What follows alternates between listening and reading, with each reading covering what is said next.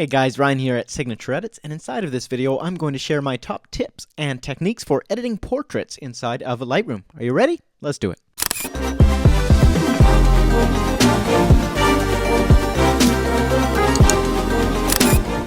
Alright, so first off we are going to be editing this portrait in front of us right here. If you want to edit along with me, I'm actually going to make this raw file available for download. So I'm going to leave the link in the top comment or in the description below. So make sure to click that if you want to edit along with me. That can be really helpful because sometimes you find, oh, this just isn't working for me the way he did it. If you edit the exact same photo, you'll get the exact same results. So that can be helpful for you to follow along. Once you've done that and you've come back to this video, let's keep going. My first tip is always start by taking your time setting the white balance and the exposure properly. You'll see as I actually increase the exposure, all the tones in the image are going to change as a result. So the way that Lightroom is adjusting the exposure doesn't just make everything brighter or everything darker. It actually interprets the way that Lightroom interprets the shadows and the highlights in our image. So you'll see that as we get darker and darker and darker, the contrast is also increasing in our image, and as we get lighter, the contrast is going to decrease. So the shadows are now more midtones, even though they should be shadows. So we're going to get our exposure dialed in here. I normally like to just eyeball it for skin, and if you want to, you can use the more technical analysis, which is to use your histogram. Normally skin falls in the midtone, so we want to make sure that most of our image, see this big bright block right here, we want to make sure that rests somewhere in this middle zone. That's going to be kind of the area of exposure we're looking for someone of Caucasian ethnicity. So we'll take it kind of around there. Looks pretty good. Now we're going to adjust our white balance, starting with the temperature up here. So you'll see this makes a massive change, and it's going to affect everything else that we do, so we want to make sure we take our time and get this right. Now you can use the eyedropper tool and eyedrop something on the image that is going to be white, and Lightroom will automatically set that. But the problem with something like the whites of a person's eyes is if you ever look really closely at someone's eyes in real life, their eyes aren't pure white. They're more of a kind of warm color. They're not going to be pure white, or they'll be a little bit blue. So we can't depend on that. If someone has, say, a gray shirt on, that's something we can use. Maybe if this was a gray background, I think it was a little blue, we could use that. But we don't want to go for the eyes because in general they're not going to be perfectly white. The same goes for the teeth. Most of the time people's teeth are a little bit off-white. They're more yellow than white. And so if we do that, it'll make our white balance too cold. So use your eyes or go with something gray in the image, something you know should be gray, like this gray wall. And we'll just dial it back a little bit. That's my second tip for you is whenever you're editing, if you are adjusting a setting and you get it where you like it, roll it back a little bit towards kind of neutral. So what I mean is if you think that contrast looks good at, let's say, 80, I would roll it back to maybe like 75. And the reason I do this is when I'm editing, I know that my eyes are going to adjust to the image, and so sometimes they'll make sense of things that look a little unnatural. So the contrast might look good as you're editing it, but then later on you see that photo and you say to yourself, oh, I just went way too far with that contrast. Well, that's because your eyes got used to it and you adjusted it a little bit too strongly. So we just dial it back just a little bit from what we think looks good, and you'll get a more natural result. So once we've got our white balance dialed in, we can maybe play with our tone here, our tint, and just a little bit towards green. I find typically DSLRs tend to make skin a little bit too magenta, particularly if you're using a Canon camera. Sony's tend to be maybe a little bit more green, but with this particular photo, we'll take that a little bit down towards green, and I'll dial it back again just to follow my own advice so I don't take it too far. Okay, so we've got our white balance and our exposure. Already, obviously, this has made a massive difference in our photo. Next, when I'm editing a portrait, I'm going to just start by just doing global adjustments. So we're going to go through everything here before we start brushing and really isolating certain parts of the image. So I'm going to keep working my way down here. I could start with just a simple tone curve. We're going to add an S-curve in this image just to add a little bit more contrast. Something like that. And if you don't know how this tone curve works, we've got our shadows and we've got our highlights. This is all the way white, this is all the way black, and then this is our midtone, so our gray area of the image. And all of the different brightnesses of our image can be adjusted up or down. So we can make our shadows brighter and we can make our highlights darker by doing something like that. And an S-curve is where you enhance, you make the midtones brighter, and you make the shadows of the image a little bit darker. And it kind of has this S-type shape, which is why it's called an S-curve. Now, if this is confusing for you and you really want to get a grasp on the tone curve, make sure you check out my tone curve video. I'll leave a link in the description, or just go to my channel. You'll be able to find that. It goes in depth in how to understand and use this tone curve. But for now, suffice it to say, we'll just do a very gradual S-curve in the main value, and then we're going to go to our reds, and we'll do a more extreme one. Same with our greens. And this is a great way to get some nice contrast in your image. And you can do things that is a little bit more complex than if you're just using the basic contrast here. When you adjust contrast in this bar up here, it's going to add contrast and take away contrast from all the different parts of the image. Shadows, highlights, midtones, everything, as well as all the different colors. Whereas if we edit independently, we can add some contrast in just the shadows of the blues, or we can take it away in just the blues. So we have much more control over finessing things. So we're just going to adjust very slightly here. Need to make sure that I kind of even them out. We've added a little bit too much red and blue, I think. One of my critiques of Lightroom is the fact that this tone curve is so small, it's very hard to adjust and get right, and a small little change can make a massive difference in your photo. So when you're adjusting the tone curve, just go little by little, because you'll be amazed what small little adjustments can do. So there's before and after. We've basically just added some extra pop and contrast to our image. Now let's maybe add a little bit of texture, see what that looks like. I found that the texture brush is like favorite slider for me in Lightroom. It's just, there's so many things you can do with it when it comes to just recovering detail that wasn't there before in a super organic way.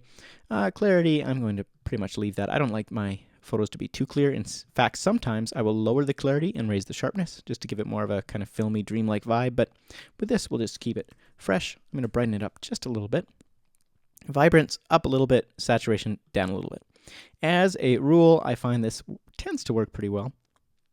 So here's before and after. Unfortunately, I can't show you before and after for specific panels. I guess I could reset this presence panel. So here's before and after. As you can see, very, very small changes. And that's another tip for you when you're editing portraits or editing photos in general. Small little changes, little by little, is the way that you typically get to a beautiful edit. It's not by starting with huge changes across the board. You want to do incremental improvements, and that's what's going to give you a kind of more transparent, organic result with your editing. Okay, so we could take our whites up a little bit. If I look at my histogram here, you can see that the brightest point of the image is right up here, whereas we want it to be all the way over on the right of this graph. All the way over is pure white, so we want our whites to be white, so I'm going to take that up just a little bit until it kisses the very top of that graph. And that obviously looks too far. So at the end of the day, although the chart might technically be correct, I'd encourage you, use your eyes. So if things look too far, then just dial it back. That's okay. Great. The blacks, we've already have lots of black going on there. I can maybe lower the shadows a little bit because her hair is slightly too light, I think. Something like that. So here's before and after. So our image is nice and bright. It's popping. We can go down in here to our HSL panel, and we could adjust things. I think that the colors actually look really, really quite accurate and beautiful in this particular portrait. Because it's a portrait, I'm not going to go for a really stylized look. If you wanted to, you could, change the tone of her skin as necessary. Maybe I'll make it a little bit more red. You can maybe increase the saturation a little bit and darken it down if you're somebody who likes, really orange skin. Here's before and after. Just add a little bit of extra saturation there without making it too obvious. We definitely don't want to over edit this. Okay, keep going here. Let's see what else. I think because we don't have too many other colors in this image, I'm pretty satisfied with that. That's all right for me. In fact, I might take the saturation back down. I think that's a little too far. So down to maybe +7. Very, very gradual. And if you wanted, you could raise the skin's luminance a little bit, make her pop out from the background ever so slightly. Do the same with the reds. Okay, so here's before and after. Very slight incremental changes. And now we're down to our detail. This is going to probably get some judgment from other people here who know better than me, but I personally find that I like to use a lot of sharpening in Lightroom, and then I'll use the radius to dial it in, so I'm only sharpening parts of the image that really matter. So I'm holding Alt on my keyboard. That lets me just toggle and see really easily what is being sharpened and what isn't. So you can see that everything that's being sharpened shows up as an outline, whereas as I dial my radius back down, it's affecting more and more and more of the image, so everything is just gray. So I'm taking the radius all the way up, so I only really sharpen the major lines in the image rather than sharpening every little thing in the image. So I'm going to take that up, Then I'm going to take my detail. We're going to do the same kind of thing. It'll allow us to kind of decide what gets sharpened and what does not, and how in-depth that sharpening goes. If you're wondering about the settings in here, I have an in-depth video on the sharpening panel. You can go ahead and watch that on my channel as well. So you can see we've got a lot of sharpening going on right here, if I zoom in 1:1 especially. Here's before, and here's after. And I think for the most part, obviously that is way too extreme. We're going to dial it back, but the effect itself is quite good because we had a more or less out of focus eye that is now getting pretty close to looking in focus and sharp. That's good, and we're going to soften her skin later anyways. So this is not too bad. I can then take my masking, take that up, and everything that's black is not getting sharpened. So as I mask this, we're going to stop sharpening the background. We don't need to sharpen the background, right? Because it's already out of focus. Why would we want to sharpen something that's out of focus and not meant to be sharp? Perfect. And then I'm going to dial my sharpening back to a point that looks a little bit less obvious. Basically, I want to take it to the point where I can no longer see that sharpening is being actively applied. And there you go. There's before and after. I think that still looks pretty organic. It doesn't look overdone, but we are doing a good job at really bringing out the details, especially around her eye area and her lips and her nose, which is great. Okay, noise reduction. Well, I don't think we have much noise going on in this image actually, because our ISO is quite low. As I zoom in, really there's nothing. We could use this. This is another tip for editing portraits. Noise reduction can sometimes be used to help you smooth out skin. So as I take this up, you're going to see her skin has this kind of like smoothed airbrush look. And we can even take the detail down, and it will enhance that even further. So here's before and after. It really smooths out her face at the expense of also losing some other detail elsewhere. So I'm going to take this and just do just a little bit of it. So we've got before and after. So overall, we're still sharpening everything, but her skin is going to be a little bit more smooth than if we didn't have that on there. Lastly, we'll turn on our lens correction. I say lastly, even though we've got a bunch of different steps ahead of us, but that's okay. This, to me, looks very odd. It's overcompensating for the vignette, so we'll take that back down. Here's before and after. It's just correcting very, very slightly. Perfect. Transform, we don't need to mess with that because our photo is already taken at a good angle, so that's okay. Turn that off. One other thing to note, if you are editing lots of photos or you're just struggling with Lightroom speed, turning off noise reduction can make a big difference. That can sometimes slow down Lightroom, so maybe add it at the end if you're finding that it just doesn't work so well for you. Add a little bit of grain. Again, what I like to do, make it very, very obvious. Then we're going to adjust our size, get that where we like it. Kind of a larger grain is more in vogue right now. Take our roughness down and then grab our amount slider, grab that. I want to take it just beyond where I would normally have it sit. So if I would think this is the right amount of grain, I'm going to take that right down there. So here's before and after. And obviously you don't even need to add grain. If that's not your thing, that's totally fine. Okay, camera calibration, we could play with this, but because we're just going for a kind of natural look, I'm going to leave that. Collapse our panels here.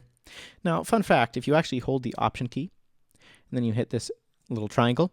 Now these triangles, instead of being solid, have dots. So what will happen is it will automatically collapse all the panels that you're not using. So as you use one, switch to a different one, it will collapse that first one. It's very handy. And if you want to turn that off, just hold Option, hit the triangle again. Handy, huh? Okay, so anyways, where were we? Now we are going to get into a spot where we're going to start doing selective local adjustments. So that's going to be using this adjustment brush, the spot removal tool, some radial filters, that kind of stuff. So let's get started just by cleaning up her skin overall. So what we're going to do, remember, with portraits, you generally start by doing global adjustments, and this is really applies to every photo, not just portraits. You start by doing global adjustments to the entire image. So your exposure, your contrast, then go down basically from top to bottom is how I normally work. And Lightroom has laid that out on purpose this way. Once you've done global adjustments to the entire image, then you're going to do local adjustments, but starting with the most kind of global local adjustments first. So what that means is crop, while kind of localized to where the effect happens, you're going to apply it before a more selective edit. And then you're going to move over into maybe a radial filter because that's going to cover more of the image and be more of a kind of global change. So you'll do this before you jump over into smaller adjustment brushes, that kind of thing. Hopefully that makes sense. Okay, let's reset this. I'm going to just lower the exposure and invert it by hitting the apostrophe key on my keyboard. Great, and that's just going to add some focus to her. And not only am I going to lower the exposure, I'm also going to maybe lower the texture, the clarity, and the sharpness a little bit. So I want to make everything a little bit more blurry and dark in behind her. Now, don't worry, this is not how it's going to stay. I'm going to start by feathering it so that the effect is more gradual. And then, while centering it on her face, I'm going to hit this little triangle up here at the very top, and I can adjust the amount of this effect, which is really cool. It will adjust all of the sliders that I just adjusted for me at the same time, which is really, really handy. I wish I'd known about this feature before in Lightroom. What can you do? I'm sharing it with you now. Okay, so here's before, and here's after. And here's our work so far, before and after. Okay, next up, we are going to start by just doing a brush on her skin. So I actually have a skin soften preset that I've made here. If you purchase any of our preset packs, they come with this beautiful collection of brushes you can use. So I've got a skin soften, line diminisher, hair and lashes, lip enhancer. So we'll just go through and edit these. If you don't have these brushes, totally fine. You can just go ahead and copy the settings, pause the video, copy the settings, and save them for yourself. Go down to Save Current Settings as New Preset, and bam, there you go. All right, so I'm going to take this, press O so I can actually see what I'm painting. And my brush overlay should show up. Perfect. And I'm just going to paint on the areas of her skin that maybe could use a little bit of softening. Awesome. And I'm actually going to extend to the outline of her hair. Turn auto mask off. I don't really need that right now. Just like that. Okay. That's good. Maybe under her eyelid a little bit. Okay. Looks like a really strange facial going on, right? Now we're going to just go ahead and adjust this as necessary. We can collapse it, adjust the amount. So here's 0. Here's 200. So you can see it really softens out the skin, gets rid of blemishes. I don't want to get rid of everything. I want it just to look a little bit more polished without looking over-edited. So I'm going to take it down to there. Good. Next step, I'm going to work on these few little bits of imperfection on her skin. So grab this spot removal tool, resize it, and bada bing, bada boom. Now, depending on your computer, even mine, which has 40 gigs of RAM, it sometimes struggles. Lightroom, for some reason, every update, it gets harder and harder to run on your computer. I don't know why they do that. I would think they'd want to make it more efficient, but what can you do?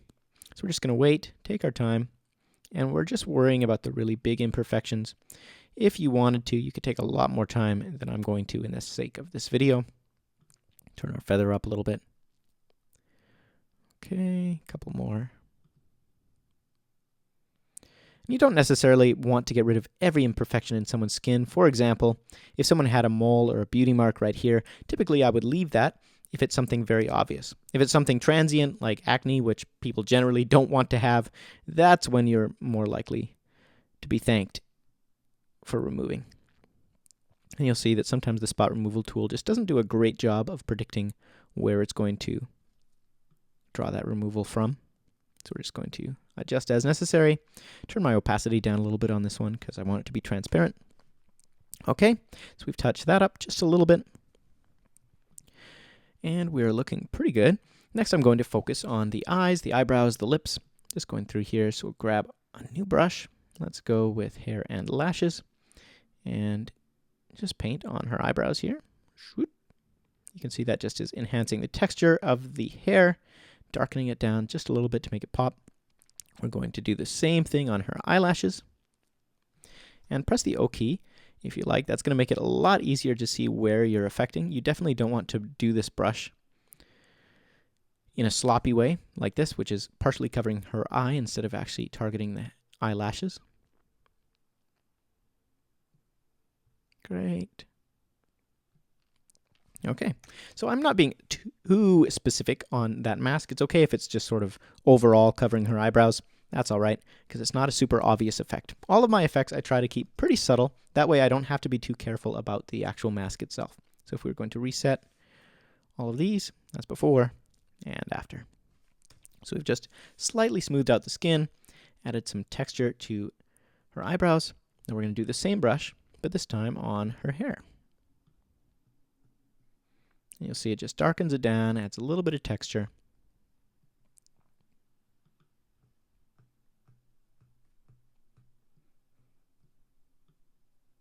Just like that. That's pretty good.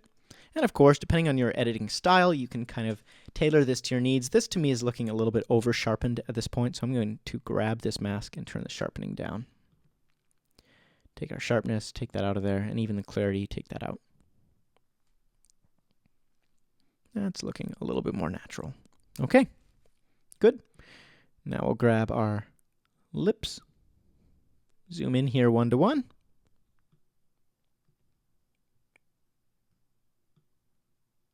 And side note, if you're enjoying this tutorial so far, do me a big favor, hit that like button. It really helps me out in a big, big way, and it's free. So you can do it, just costs you nothing.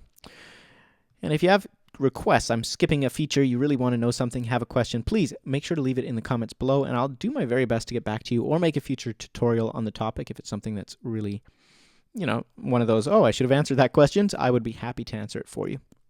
Okay, grab my adjustment brush. Now the last thing, well, one of the last things I'm going to do is her hairline here is just far obviously wider than the rest of her skin here. So I'm going to just brush right in there.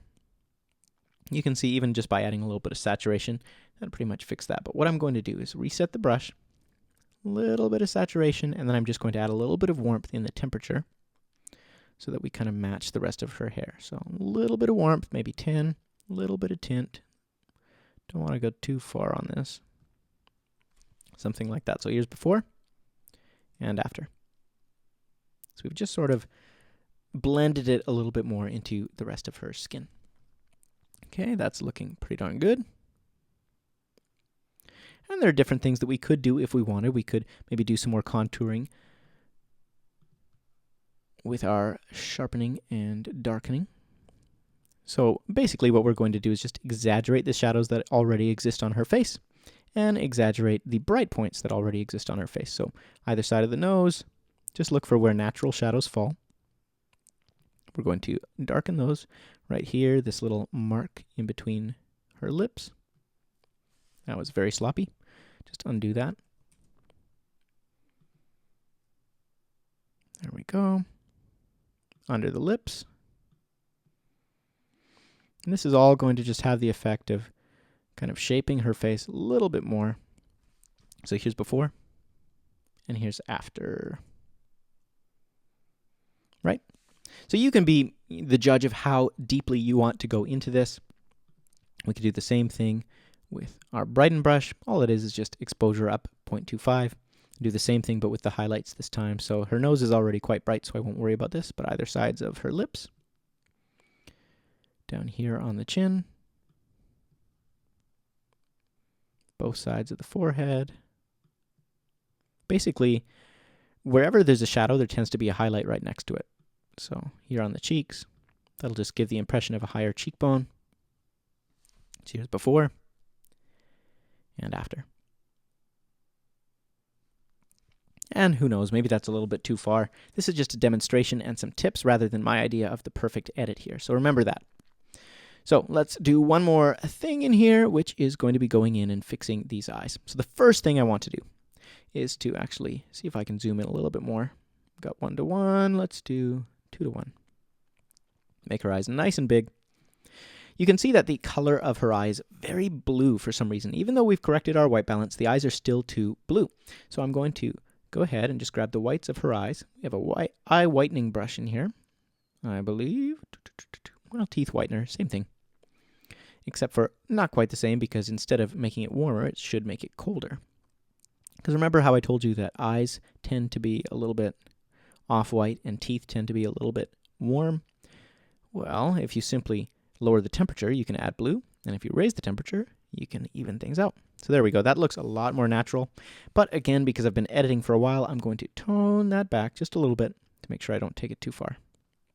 Okay, so there's our white eye. Maybe it looks a little bit too bright, so we'll zoom in again.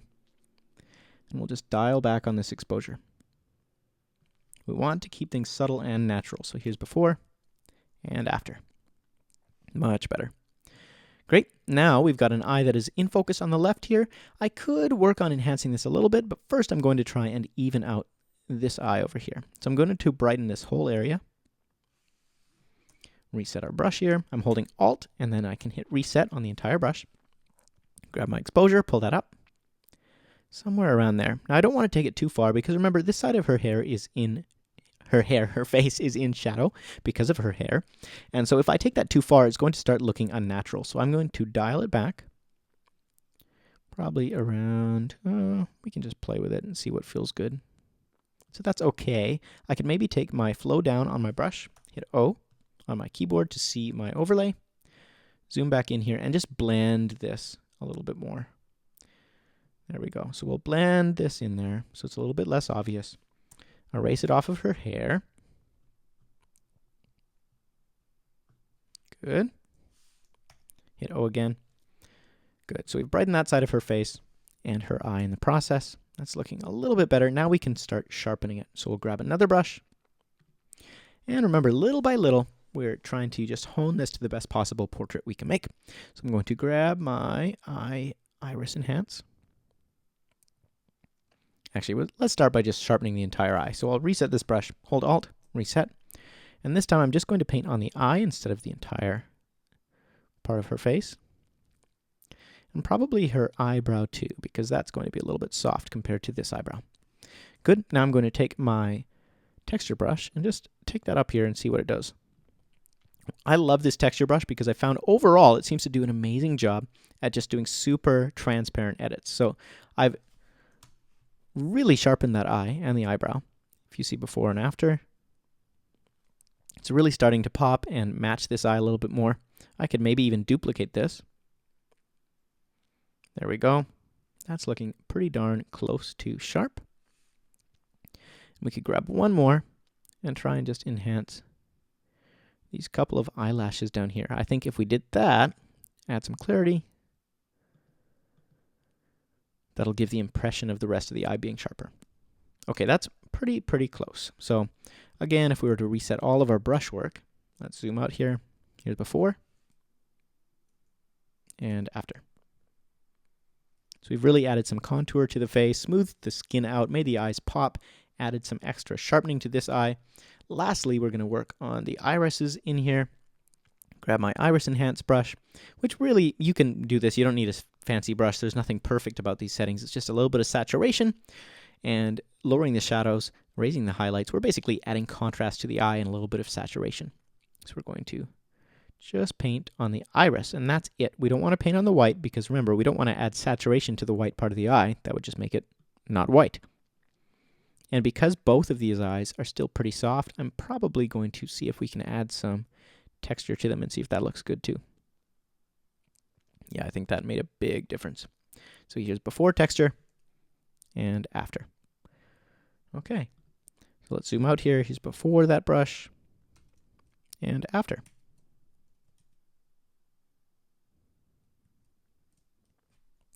Okay, so we are looking pretty darn good with our enhanced eyes here.